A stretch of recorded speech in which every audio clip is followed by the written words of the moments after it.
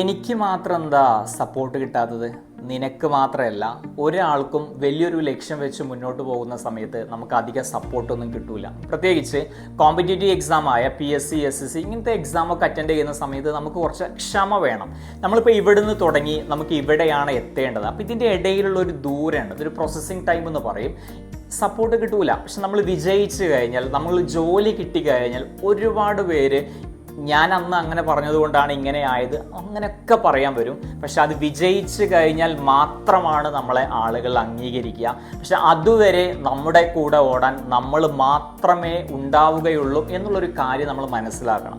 ഇപ്പോൾ 10ാം ക്ലാസ്സിലെ റിസൾട്ട് വന്നപ്പോൾ നിങ്ങൾക്ക് മനസ്സിലായി, നിങ്ങളോട് ഒരുപാട് പേര് ചോദിച്ചിട്ടുണ്ടായിരുന്നു. +2 എത്തിയപ്പോൾ അതിൻ്റെ അളവ് കുറഞ്ഞു, ഡിഗ്രി എത്തിയപ്പോഴും വീണ്ടും കുറഞ്ഞു. ഇപ്പോൾ നിങ്ങളെക്കുറിച്ചൊന്നും അധികം ആരും ചോദിക്കാറില്ല.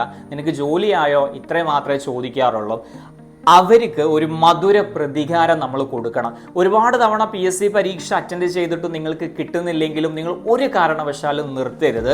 ഒരുപക്ഷെ നിങ്ങൾ 20 തവണ PSC അറ്റൻഡ് ചെയ്തിട്ടും നിങ്ങൾക്ക് കിട്ടിയിട്ടില്ലെങ്കിലും ഒരെണ്ണം കിട്ടിയാൽ മതി. ആ 20 എണ്ണം കിട്ടാത്തതിൻ്റെ മറുപടിയായിട്ട് ആ ഒരെണ്ണം മതി. അപ്പോൾ ഓരോ തവണ നമ്മൾ അറ്റൻഡ് ചെയ്യുമ്പോൾ എന്തുകൊണ്ട് നമുക്ക് കിട്ടുന്നില്ല, ആ പ്രശ്നങ്ങൾ മനസ്സിലാക്കിയിട്ട് അതിനെ തരണം ചെയ്യുന്ന സൊല്യൂഷനായിട്ട് മുന്നോട്ട് പോയി കഴിഞ്ഞാൽ ഡെഫിനറ്റ്ലി നിങ്ങൾ ആഗ്രഹിച്ച, നിങ്ങൾ സ്വപ്നം കണ്ട, നിങ്ങൾ മനസ്സിൽ താലോലിച്ച് നടക്കുന്ന ആ ഒരു ലക്ഷ്യത്തിലേക്ക് നിങ്ങൾക്ക് എത്താൻ സാധിക്കും.